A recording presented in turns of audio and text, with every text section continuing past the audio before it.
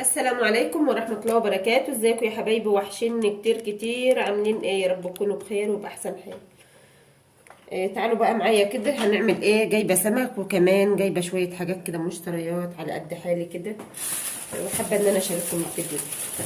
تعملي ايه؟ فرح معايا هنا سمك. اقول لكم على خلطته اللي بنشمها بطريقة تمليحة الشوي يا حبايبي، اللي بنشمها في الشوايه. تمام؟ او بنحب ان احنا نشوي بره عشان نشم التمليحه ديت بره. مش كل الشوايات طبعا بتعملها. تعالوا بس ما اقول لكم كده على اسعار السمك. بسم الله ما شاء الله. ده بوري، احنا كنا في بلقاس النهارده وجايبين السمك ده من بلقاس. البوري ده عامل 100 جنيه يا حبايبي. تمام؟ وكمان معايا هنا شبار اهو. الشبار ده او البولت ده عامل بسم الله ما شاء الله، عامل اللهم صل على النبي، عامل 70 جنيه، يعني الكيلو ونص جايباه ب100. تمام؟ كيلو ونص في البولت ده اهو جايباه ب100. تمام؟ او في الشبر، احنا هنا بنقول عليه شبر في الجو بتاعنا هنا كده، او في مجتمعنا هنا بالنسبه للريف. تمام؟ هعمل فيه ايه؟ هغسله غسيل كويس جدا. وكمان يعني مش بتشطفي السمك كده من بره وخلاص يا حبيبه قلبي، ولا هقول لك برضه اعملي له محلول نقع ونقعيه. احنا ما بننقعش السمك، بس السمك بيتغسل بطريقه كويس. تغسلي هنا اهم حاجه في نظافه السمك الخياشيم بتاعته دي تحت ميه جاريه كده، وتفتحي البق بتاعها بينضف الدماغ. حتى لو مش هتقربي للدماغ كتنصير او مصمصه زي ما احنا بنقول يعني بالبلدي او بالعربي بتاعنا. تمام؟ الكمبوت برضه نفس النظام. اهم حاجه الخيشوم يا حبيبه قلبي، بيطلع حاجات كده مش مستحبه. وكمان يعني بلاش ان احنا نسيب الحاجات دي حتى لو ما بنقربش للدماغ زي ما قلنا. تمام؟ اهم حاجه البق والخيشوم كده بسم الله ما شاء الله. بالطريقه دي كده تلاقي الخيشوم احمر ونضيف اهو. وكمان ده السمكه الصبحه يا حبيبتي اللي بتلاقي الخيشوم بتاعها احمر ونضيف. تمام؟ تعرفيها من ايه؟ تعرفيها من عينها من هنا، ما بتبقاش دبلانه او بتبقى لونها غامق او مطفيه. تمام؟ وكمان بتعرفيها من الخيشوم. الخيشوم بيبقى احمر ونضيف، دي بالنسبه للسمكه الطازه النضيفه. تمام؟ طيب الشبار نفس النظام. اي سمك عايزه تعرفيه اعرفيه من عينه ومن لونه اهو اهو. تمام؟ ده محل ومعروف اهو. لسه ما غسلناش الخيشوم بتاعها اهو. بيبقى فيه طبعا حاجات كده من المزرعه اهو. بتفتح الدماغ برضو والبق كده بالشكل ده كده اهو. ده بالنسبه للسمك المشوي يا حبايبي. انا هشوي السمك ده مش هقليه. تمام؟ هعمل له دقه ايه؟ هعمل له دقه وان شاء الله هعملها معاكم، وموجوده اغلبها في بيوتنا في الريف. وكمان يعني حتى لو مش موجوده مع ناس كتير او مع بعض من الناس، يعني هي بسم الله ما شاء الله تقدري تبدليها بحاجات ناشفه، لان اللي انا هعملها دي حاجات خضراء. استبدلها بحاجات ناشفه، هي موجوده ومتاحه، عشان كده بقول لكم متاحه في بيوتنا دايما. اغسل السمك ده بقى واقول لكم انا اشتريت ايه وبخزن ايه من جنب الشراء بتاعي كده. وكمان نشوي مع بعض السمك ونملحه، وهنشوف هنعمل رز ايه كمان. كده يا ولاد خلصت السمك بتاعي اهو. شايفينه عامل ازاي؟ بسم الله ما شاء الله اللهم بارك. ده هشويه. تمام؟ عملت ايه بقى؟ قلت لكم جبت شويه طلبات. احنا النهارده الاربع وانا جايبه امبارح من سوقنا سوق التلات، الفيديو نزل لكم. تمام؟ جبت ايه؟ انا لقيت الطماطم الاربعه ب10. بسم الله ما شاء الله. كيستها زي ما قلت لكم، اللهم صل على النبي. يعني جايبه دول برضو ب10، واخدت منهم كمان شويه، يعني ايه عصرتهم عصاج محشي كده. تمام؟ يعني قيمه كيس من دول برضو. طيب كيستها بالطريقه ديت، قايله لكم برضو في الفيديو اللي فات ان انا بكيسها بالشكل ده اهو. بتفضل معايا سليمه وزي الفل. بالنسبه للطماطم دول ب10 جنيه. طماطم حلوه قوي قوي في الايام دي. جبت برضو الفراوله لقيتها ب10 جنيه. بسم الله ما شاء الله. مش جايباها في العلب دي يا حبايبي. العلب دي بنجيبها فيها حاجات وبغسلها وبشيلها. تمام؟ يعني بنجيبها فيها جلاش، فيها حاجات العيال بتجيبها يعني وهي جايه من بره كده بالليل، فبشيلها يعني ايه ما برميهاش. تمام؟ الفراوله كانت ب10 جنيه، وكانت بسم الله ما شاء الله حلوه. كانت قدام المستشفى بتاعه بلقاس. تمام؟ لان انا كنت هناك بكشف على فرح، ادعوا لها بالشفاء العاجل ربنا يشفيها ويشفي كل مرضى يا رب. بشتري الورده بتاعتها وبغسلها كويس وبصفيها وبشيلها في العلب دي كده. حاجات كده مش شرط ان انا اروح مثلا اجيب ب100 ب200 حاجات ان انا اخزنها او ان انا اشيلها يا حبايبي. لا انا ما بعملش كده خالص. انا بشيل خزيني على مراحل كده بالشكل ده كده.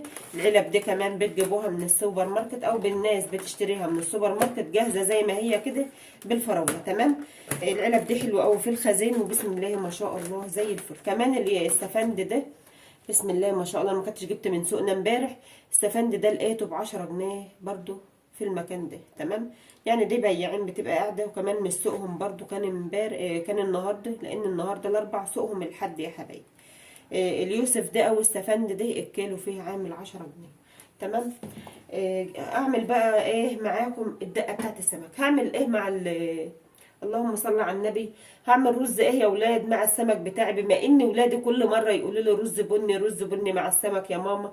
فهم كمان يعني انا كنت عايزه رز بشعريه وهم مش بيحبوا الرز ابو شعريه. طب اعمل ايه؟ لازم نضحي برضو عشان عيال. بما انهم بيحبوا الرز البني وانا كل مره باكل معاهم الرز البني فبعمل اعمل ايه؟ بضحي عشان خاطر ولادي. نعمل ايه؟ عملت رز بشعريه. تمام. هعمل رز بشعريه. انا حطيت الشعريه وحطيت عليها الزيت اهو وهحمرها وهعمل رز بشعريه مع السمك بقى ايه. بصوا لازم امشي كده مره كده حريه لنفسي. تمام. فنشوف العمل هيبقى وضعه ايه ولا الدنيا هيبقى فيها ايه. هعمل دقه السمك. تعالوا معايا كده. هعمل دقه السمك. هعملها عباره عن ايه. دي كزبره خضراء اهي. عشان كده بقول لكم اللي موجود معايا هتستبدلوه بناشف لو مش متاح معاكم الحاجات الخضراء دي. تمام. بالنسبه لنا احنا في الارياف فالكزبره الخضراء دي موجوده عندنا وبكتره يا حبايبي. هي لسه ما نشفتش. هي لسه في مرحله نشفان. فهي موجوده ومتاحه عندنا دلوقتي في الارض. تمام. هنزل بمعلقه كده من الكزبره. تمام.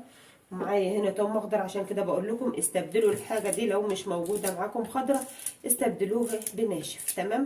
اهي يعني دي ودي متاح وبيبقى ريحته وطعمه زي الفل. حاجه كده اللهم بارك. وحاجات بتبقى مخليه ريحه السمك حلوه قوي اهو يا ولاد. تمام. حطينا كده كزبره وتوم اخضر. ومعانا هنا فلفل حامي اهو. هو مش حامي قوي برده. هننزل كده بنصه اهو. ومعانا هنا ايه اللهم صل على النبي. معايا هنا لا احنا مش عايزين ملح التوابل ده. طقم كله منه شكل بعضه. هعمل لنا لبخه. معايا هنا توابل خضار على فراخ على بصوا على مرق الدجاج. حطيت معلقه منهم برده بتخلي السمك حلو. وكمان في الخضار او في اللحوم بتبقى حلوه. هنزل بالملح ده الرئيسي بتاعنا اهو. يعني اظبطي ملح. تمام. معايا هنا بقى ايه هنزل بيها على الوش. معايا هنا شبت وكزبره اهو. يعني حاجه بسيطه. اروح اشوي السمك بقى وعين حاجتي ديت في الفريزر اللي هي الطماطم والفراوله. وكلها حاجات يا حبايبي. الكتير في العويل بيلم الخزين بتاعنا. وربنا يوفقنا جميعا. الرز بتاعي بسم الله ما شاء الله اهو اتشرب كمان. يعني حطيته على ما نزلت شويه السمك وطلعت كان هو اتشرب على نار برده متوسطه اهو يا ولاد. عشان برده الحق وقتي لان انا بادئه متاخر. بادئه بعد العصر اهو. تمام كده. هنقله بقى على نار هاديه شويه علشان برده يستوي على راحته كده معايا. نروح نولع النار اللي ورا دي تبقى هاديه شويه عن النار بتاعت الوسط دي اهي. ونطفي هنا اهو. الرز لما بيستوي على نار مرتاحه كده هاديه بيبقى حلو. على بقى شوفوا السمك بتاعي بشويه ازاي. بسم الله ما شاء الله. ما ملحتوش لسه يا ولاد اهو. وكمان ما بسمروش. ما بحبش السمك الاسمر قوي يا ولاد. هو ده اللون الحلو للسمك. حطيت هنا الدقه بتاعتي معاكم. وكمان ضفت لها ليمونه لان انا كنت نسيت احط الليمونه دي ما افتكرتهاش الا واني راح اعمل ايه يا ولاد. راح اعمل ايه. راح ادق الدقه. طيب هعمل هنا ايه. معايا هنا شبت وعود كزبره كده صغير. هقطع منه في الدقه ديت برده حاجه كده بسيطه. والباقي هرشها على الوش. ده سر جمال خلطه التمليحه اللي بنشوفها بره في الشوايات يا حبايب قلبي. بسم الله ما شاء الله بتبقى حلوه قوي. وكمان طعمها وريحتها في السمك بتبقى حلوه. شايفين يعني انا دقيت الدقه ونزلت عليها بميه اهي اهي. بسم الله ما شاء الله. ريحه وجمال وطعم بعد كده ما اقولكوش. جربوها بالطريقه دي ان شاء الله هتعجبكم اهي. تمام كده. هنزل هنا برده بالخضره بتاعتي بتبقى زياده من الريحه والطعم، بسم الله ما شاء الله، حاجه كده اللهم بارك اهي يا ولاد. هقلب مش هقلب يا حبايبي، انا هسيب الدقه دي تتشرب معاها شويه، وبعد كده هقوم مصفياها. تمام، يعني عند الاكل هقوم مصفياها اهو. بس كده يا حبايب قلبي، شكل السمك تحفه وريحته احلى واحلى، بسم الله ما شاء الله، كده حاجه كده اللهم بارك. بغطي عليها وبسيبها. معايا بقى هنا اللهم صل على النبي، معايا السلطه دي عباره عن ايه يا حبايبي؟ خس وشبت وخيار وجزر وطماطم. تمام، الخس والشبت ده بخرطه بعدين في الاخر. طيب معايا هنا برضو العصير بتاعي ده عباره عن ايه؟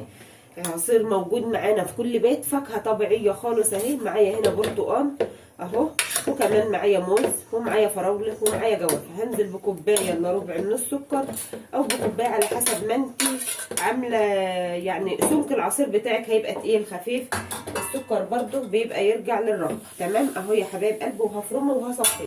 ده بالنسبه للعصير بتاعه. حضر بقى افطاري وهقول لكم برضو حطيت ايه. وبكده يا حبايبي الفطار بتاعي خلص، بسم الله ما شاء الله، حاجه كده اللهم بارك اهو. معاه ايه؟ عملت العصير اللي انا عملته معاكم، بسم الله ما شاء الله اهو، حاجه كده اللهم بارك.